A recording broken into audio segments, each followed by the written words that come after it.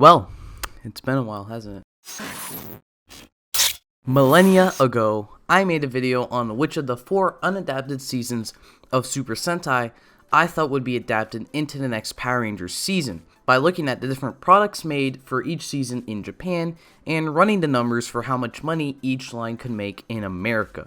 A follow-up video to this was made to go into a bit more detail with 2 of the seasons, and then after that, all that was left to do for us was to wait for an official announcement. I had said back then that our next season would be an adaptation of Uchu Sentai Kyuranger, and that Dobutsu Sentai Zyuohger, Russia Sentai toqger, and especially Tokume Sentai Go Busters would all be left behind in the dust.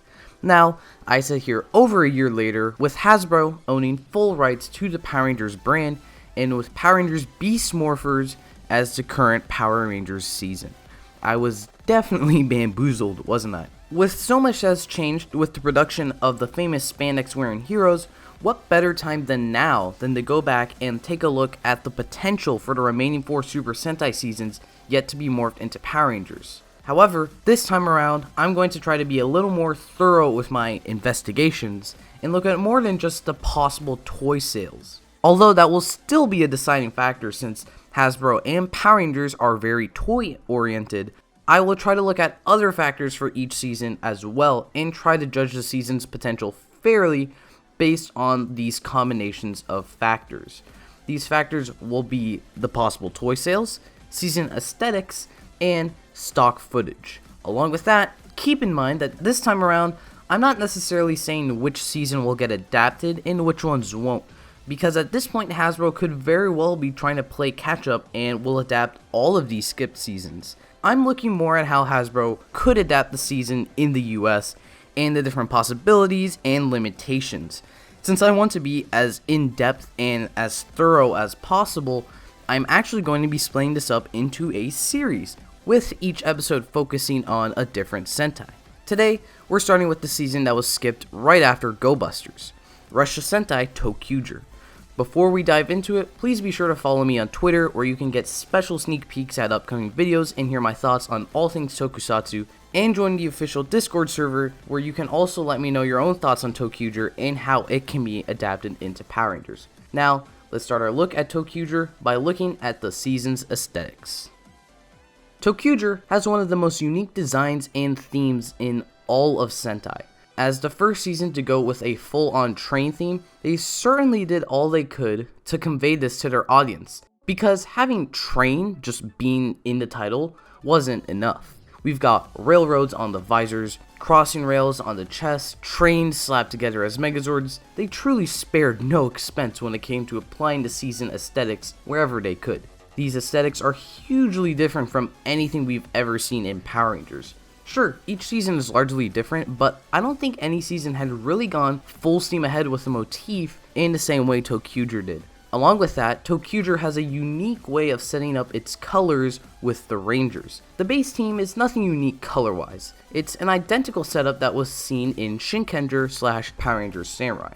However, when we get to the 6th Ranger, that's when we start getting unique. We finally lose a gold / silver 6th Ranger trope that's been going on for a while now, and for the first time ever, we get an orange 6th Ranger, who even gets a purple Ranger partner later on in the V-Cinema. When you line up all of these Rangers, they actually create a rainbow as well, which highlights one of the most interesting parts of the aesthetics of the season, which is the simplicity of the Ranger designs versus the complexity of the villain designs. Rangers are always designed with simplicity, and the villains are always more complex. We know this is obvious. However, here we have the Rangers and their mecha looking very simple and very bright, more than usual, and the villains are designed with more complex and use more dark colors than usual. This massive distinction helps to sell the imagination theme of the season and makes everything stand out with each other.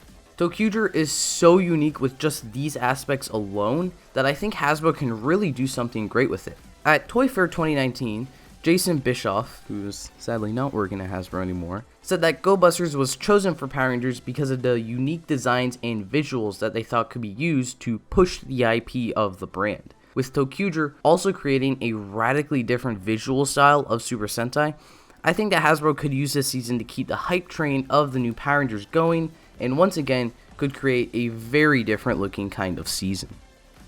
Now we're going to look at some possibilities available to Hasbro with the toqger stock footage. This is the segment of the video where I'm going to get as close as I can in creating my own Power Ranger story based off of the Sentai. My goal here isn't to necessarily create an entire story, but instead look at little aspects from the Sentai and seeing what could be done with them in Power Rangers.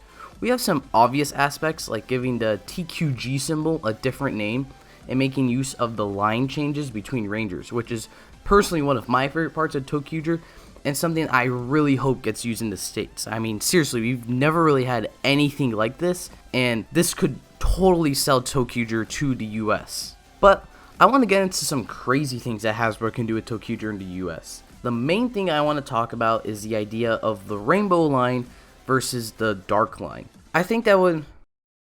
the shadow line?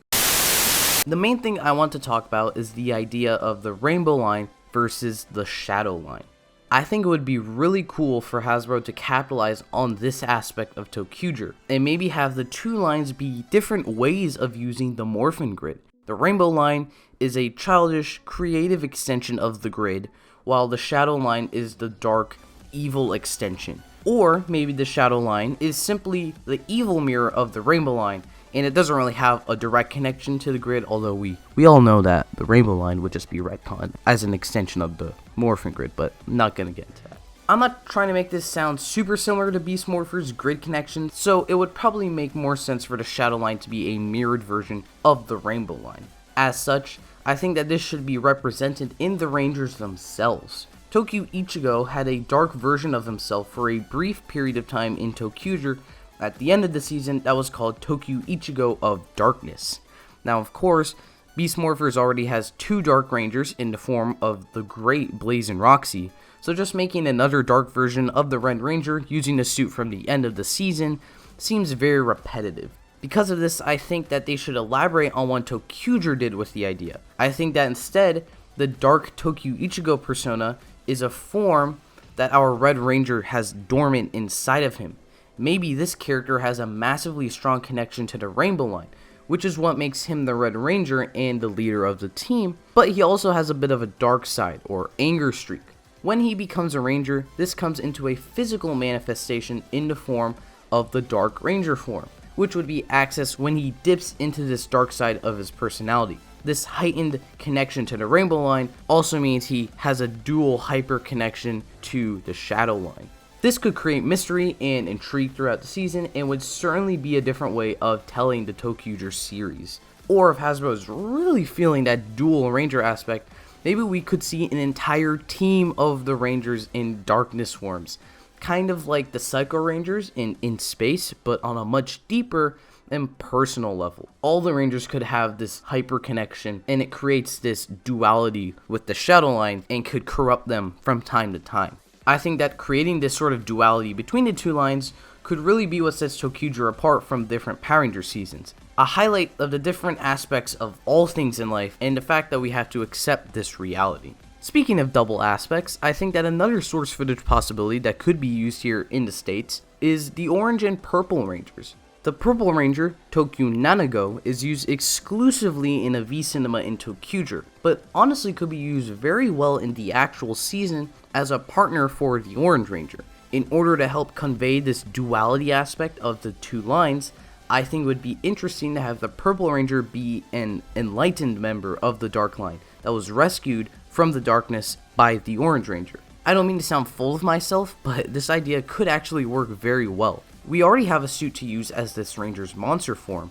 As in toqger, the Orange Ranger, Tokyo Rokugo, was actually a monster turned good, which may or may not have inspired this idea. Along with that, the Rangers of Darkness explained earlier demonstrate that evil Rangers are a pure black color in this season. So, what color is a purified evil Ranger? A lighter version of the shade of black, purple.